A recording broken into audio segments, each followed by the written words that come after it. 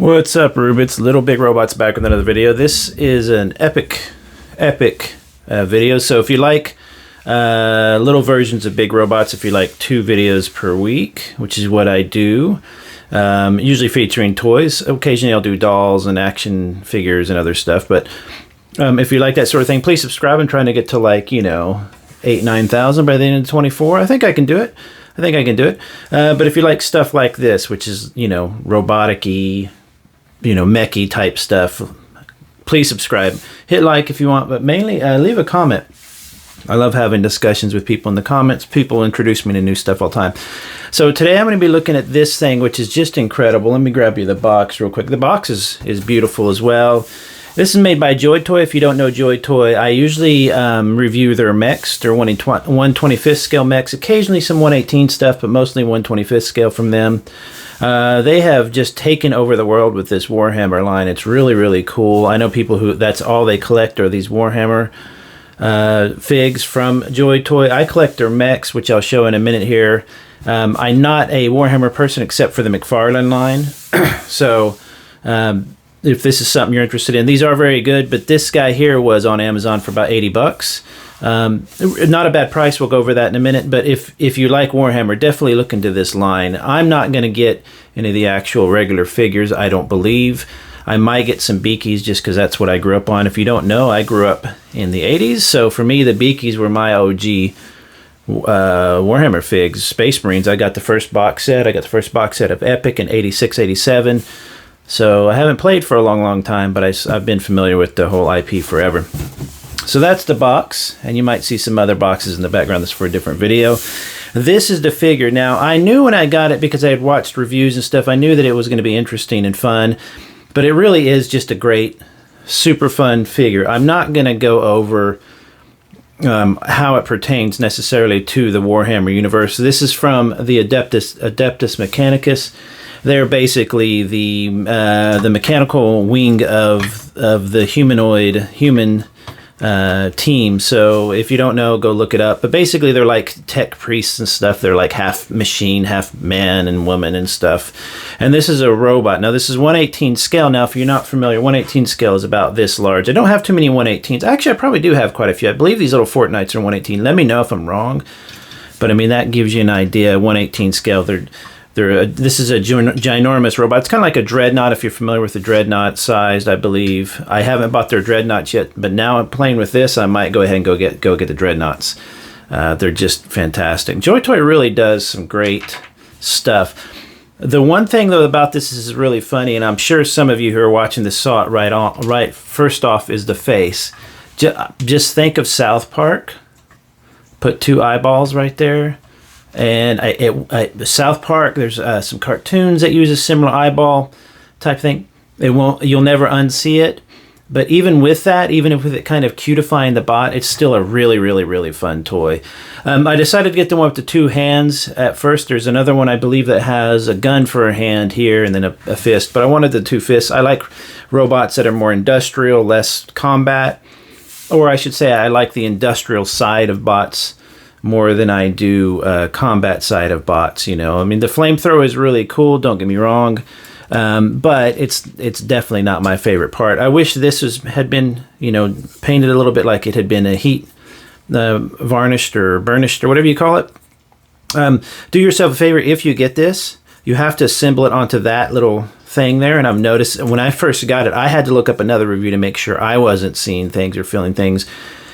When you're turning it up to be flush like that, to be level, it feels like you're going to break it. You just have to keep pushing it. It does go around. It's not going to snap off. I thought, well, how's this going? So you really just have to push it, to that level point, and it's not going to break. But do it carefully.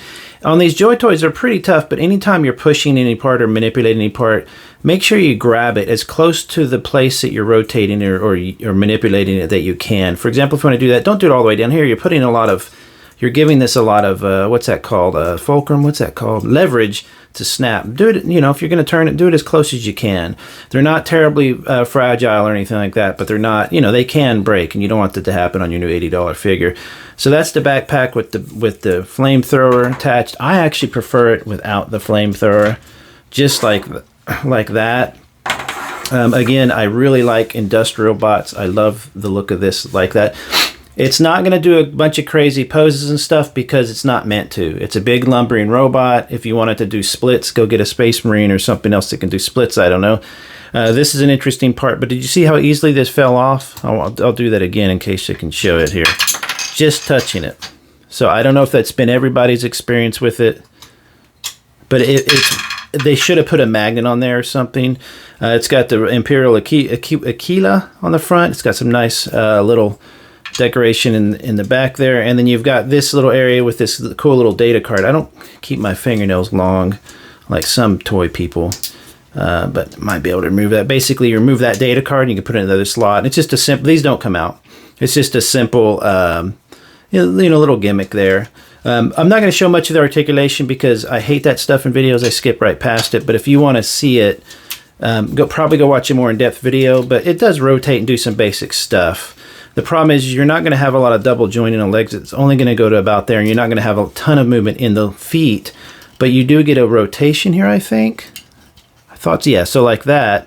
So you can put him in positions where maybe his feet are a little bit more spread out. You get a little bit there, so it's not much. But who cares? Who cares? Like, for me, if you have something that looks this cool sitting on your shelf, I absolutely do not care. When I was a kid, articulation was a joke, and I survived and had a happy time. Now, what's interesting is on the box, it shows the head as almost doing like a glow here, and that makes me wonder, is this like a...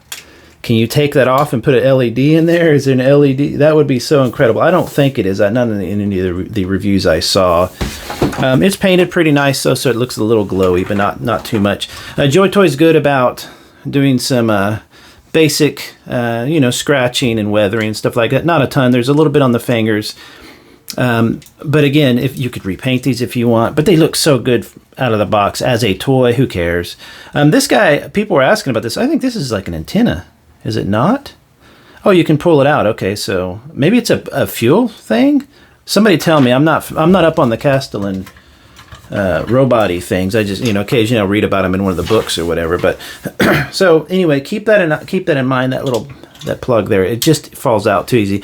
I might even put just a smidge of double stick tape or something to keep that in there. Maybe even some rubber cement, just a little smidge, something that's not going to stick to the paint, just to keep that in there, because that one cat knock and it's going to fall right off.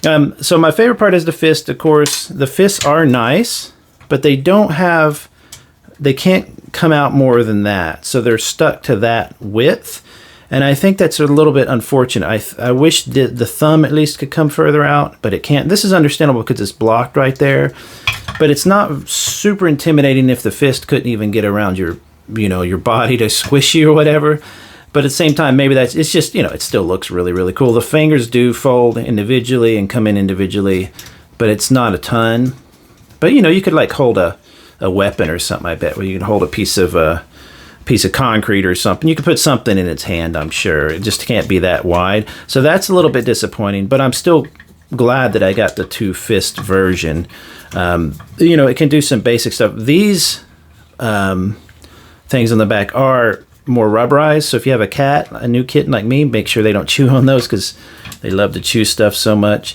And there's just not much else to it other than the fantastic detail. But I like that. When I buy a toy, especially kind of a more premium toy, I'm not looking for necessarily... Does this come off too? See, JoyToy, I'll show you the mechs in a second here. A lot of their armor comes off. I'm not looking, for anything that's like... I don't need a complicated thing. I want just a cool toy that sits there. You go, kunk. It's awesome. If you walk in my office and you see it, you could take it off the shelf and be like, oh, this is cool. And you just do what I call messing with. I like that the shoulder pads do rotate so that as you rotate the arm. What's cool about it, too, is it's pretty tight. So those, I imagine, will loosen up over time.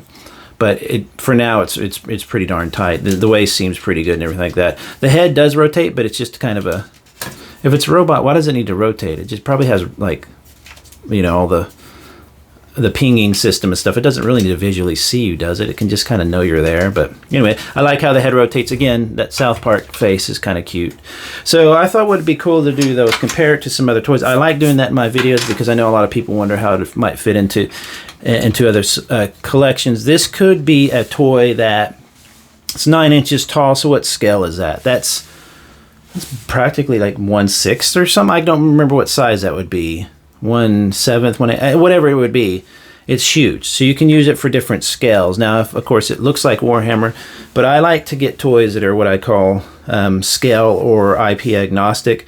If you saw this somewhere, you would just think robot. You wouldn't automatically think, oh, Warhammer robot. I mean, you might if you know Warhammer, but if not, you just think cool robot.